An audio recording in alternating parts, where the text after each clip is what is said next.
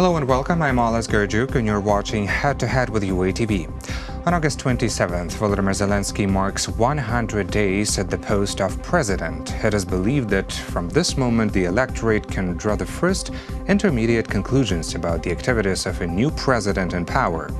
At the inauguration ceremony, Zelensky announced large-scale reforms. So what has already been done and what promises have not been fulfilled yet? To talk more about President Zelensky's first 100 days in office, we're joined in the studio today by Dimitri Vasylev, political expert. Hello and thank you for coming today. Hello, thank you for inviting. Well, it's a pleasure to have you in the studio, and I would like to know first, what are your impressions of Zelensky's first 100 days at the president's post? Because I was ready to answer what has been done, what not, but actually... We'll get there. We'll get there. That's why I stopped for a moment. But talking about general impression, I think he's in his role.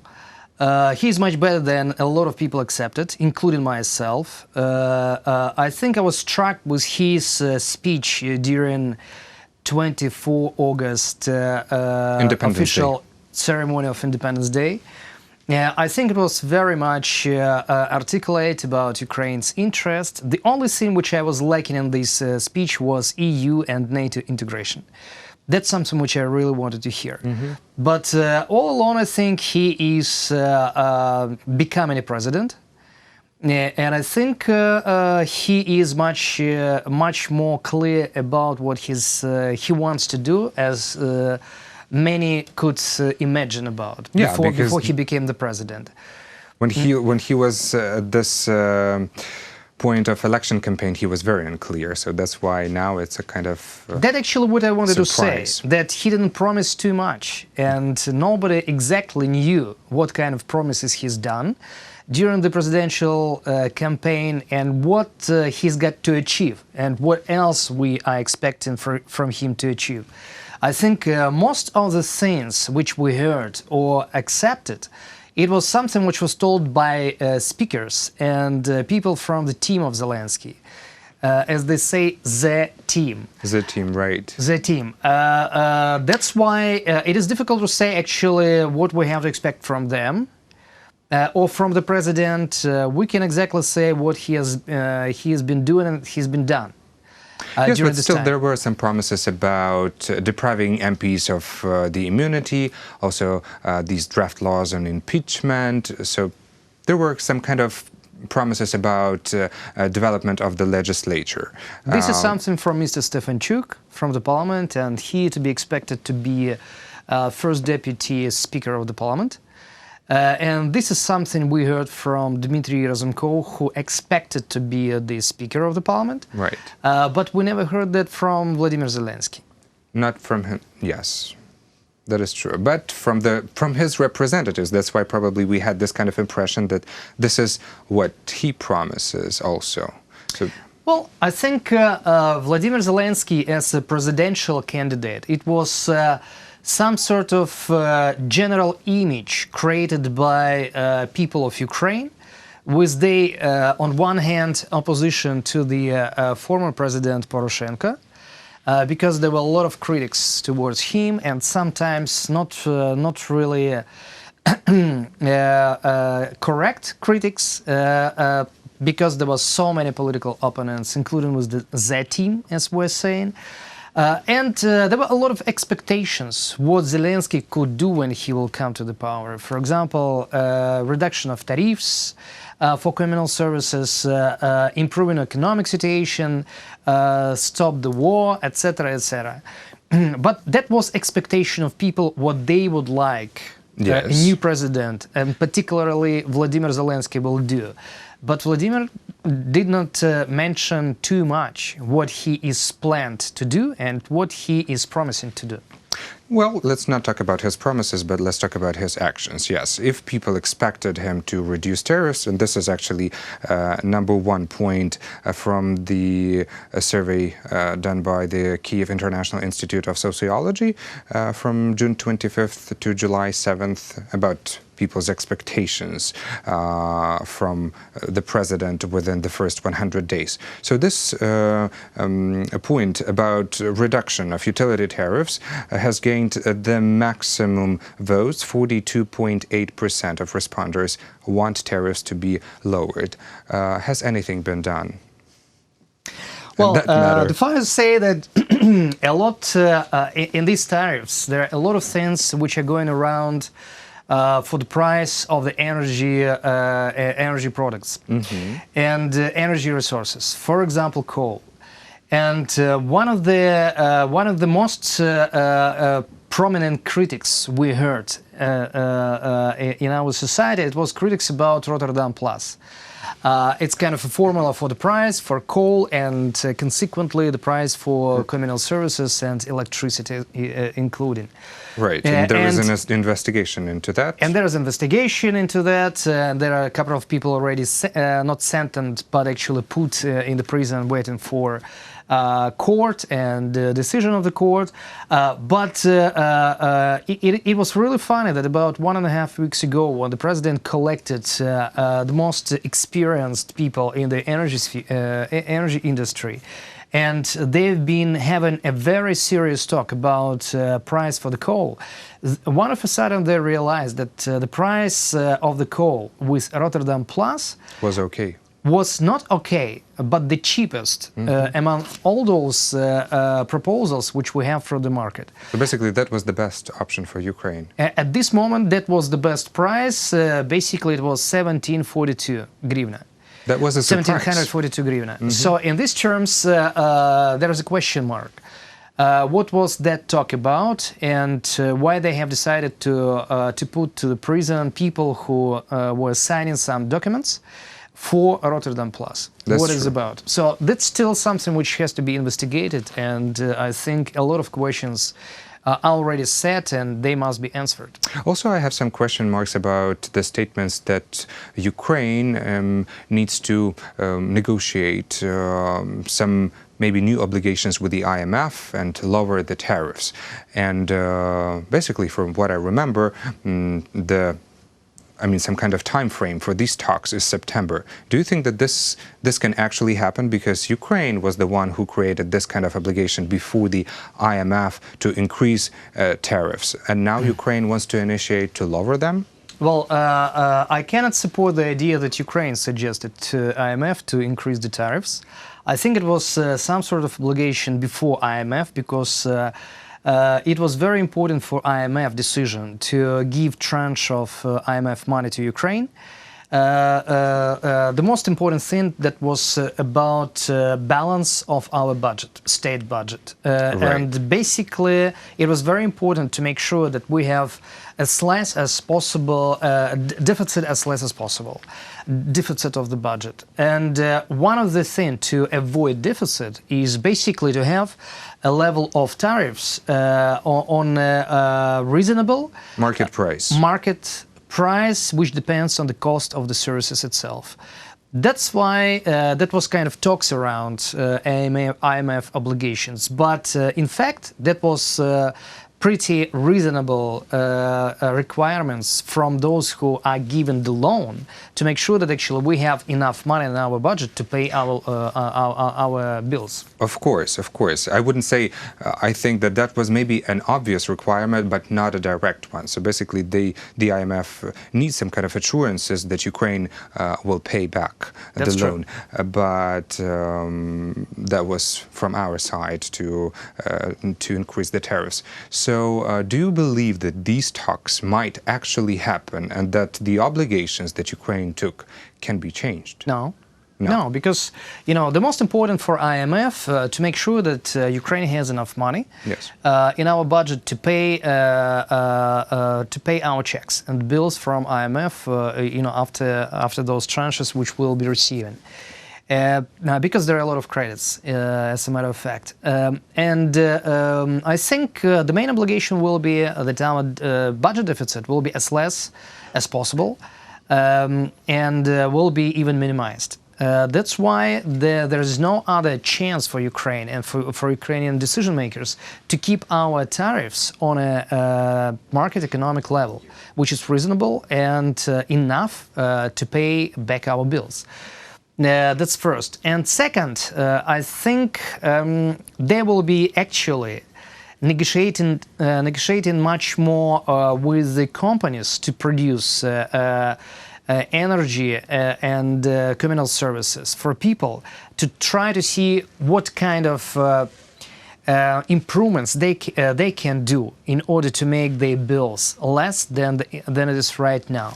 And so I think there will be much more negotiations of the government of Ukraine with the communal companies, with the companies which are given energy and communal services, but not with the IMF. Yes. Yeah, there are some energy saving services being launched from last year, I think, and there are some energy efficiency programs. They are not enough. They were not enough, for sure, but in fact, as a matter of fact, I think Ukraine went through a very huge progress over the last 28 years, because in 1991, when we just gained our independence, Незалежність is Ukrainian name for independence. When we gained our independence, we consumed 113 billion cubic meters of the gas. It's a huge figure which is difficult to imagine. Right now, our consumption is about 31 billion cubic meters of gas. So it is much better, and I think we're still on the way for better improvement. And I think Ukraine do not need more than, let's say, 15 or 20 billion cubic meter of gas. For example, our neighboring Poland, which is quite developed country, very developed country, economically, socially, etc., they consume only 15 billion cubic meters of gas. So Ukraine still have to improve, and there are a lot of room for improvements. Yeah, there is a lot of room for improvement, that's for sure. We cannot just stop on this tariffs and gas topic, so let's expand a little more on these 100 days of Zelensky's presidency. So what victories could you outline? Well, the main victory is that he dissolved the parliament, and Constitutional Court didn't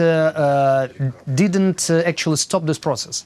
So Constitutional Court accepted that might be possible, and Ukrainian people have got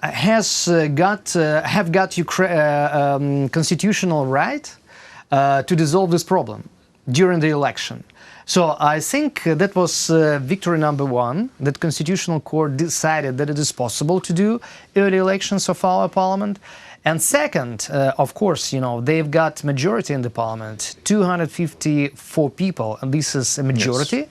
And they don't need to create... This is first time in Ukraine's history, yes. It's first time in Ukrainian history. The same as first time in Ukrainian history, President got 73% during the vote for his presidency. So they actually have very great credit from Ukrainian nation, president and his political party, servant of people. And of course, it will be their choice and their right to form the government. And of course, this is a huge victory. So basically, they got the president, they got the majority in the parliament, and right now, straight after the first gathering of the parliament on 29 August, they will have their government. And this is kind of monopolization of the power. In a good sense, and let's see what Let's will bring... hope that in a good sense. what it will bring Ukraine to. In a good sense, it means that actually it is according to constitution and all political rights. And that this was is a democratic process. Let's hope that it will be beneficial for Ukraine. And Ukrainian nation has decided like that. Of course, most of experts and political parties and political figures do not like it, including myself. But, we've got what we got. And let's see what it will bring to Ukraine and our region. Let's deal with it. Well, I want to outline the reaction from Ukraine's first president, Leonid Kravchuk. He was very clear that Zelensky has been working in an extreme conditions. Well, he said that practically Zelensky was the only one working, since he could not replace officials to head government agencies. Quote, Zelensky has been working for almost 100 days without the Verkhovna Rada, the government, or even those officials whom he is entitled to appoint according to the constitution. I believe that these are extreme conditions. What do you think on that? I respect our first president of Ukraine, Leonid Kravchuk, because he helped Ukraine to gain our independence. But I definitely do not agree with his point of view on this matter. So basically, he's giving excuse and credit to Zelensky that he didn't do too much. Yeah, he couldn't have done more because he didn't have anyone by his side. Come on, that was the destiny of most of the presidents of Ukraine when they got the presidency. Especially when there was parliamentary presidential republic, they didn't have too much of possibilities to do their job because of the parliament and because of all those political processes which we have in Ukraine. That's why it was not a problem only of Zelensky, but most of the presidents who were before Zelensky, they've done their job. And as a matter of fact, one of the first things which they were trying to do and what they've done, they were trying to dissolve the parliament, and that was done by Zelensky. He did it successfully, and this is good. And now everything is in his hand and in his political party and in fact, as a matter of fact, in his government. So let's see what they will do. Let's see, and actually, August 29th is the first date of the Verkhovna Rada, of the new convocation, the 9th convocation of the Verkhovna Rada. What to expect? First of all, they will form the Presidium of Verkhovna Rada. We'll have Speaker, first Deputy Speaker, and Deputy Speaker of Verkhovna Rada. Second, I think they will propose to vote for a Prime Minister and the Cabinet of Ministers. Right. Third, they will propose to vote for a reduction of the number of MPs in the Ukrainian parliament. Mm-hmm. And the fourth, they will try to vote for some legislation on de-immunization of the People's Deputy MPs of Ukrainian Parliament. Mm-hmm. Now, what it will be, we'll see. We still didn't see any kind of documents which we could read and then discuss.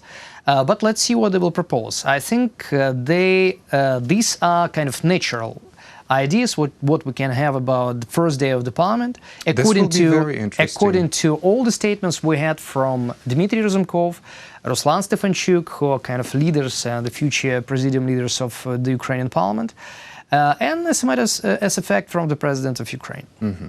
So you think that the next convocation of Verkhovna Rada will want to be enshrined in history as the one that deprived the MPs of the parliamentary immunity, that they will be ready to take this step? I hope they will not do a big mistake to deprive to the point zero the MPs immunity, because I think in our country and in our kind of stage of development of our democracy, it is necessary to have at least some sort of immunity of MP to ensure their possibility to have a political activity and activeness. Mm-hmm. To be independent, sort of to independent. Be not independent, but to be brave enough to fight for Ukrainian people and try for the good of Ukraine.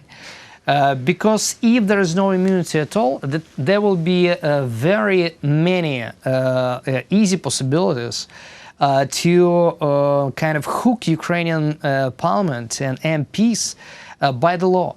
And it will be very easy to do with our kind of sort of judicial system. That's why I hope that they will do some kind of reduction of the immunity, but not deprivation at all. Well, I get your point, but on the other hand, they all had immunity in previous convocations, but only very limited amount of them was brave enough to do anything for Ukraine. I couldn't agree. I couldn't agree because I think we've done a lot of progress, especially over the last 5 years.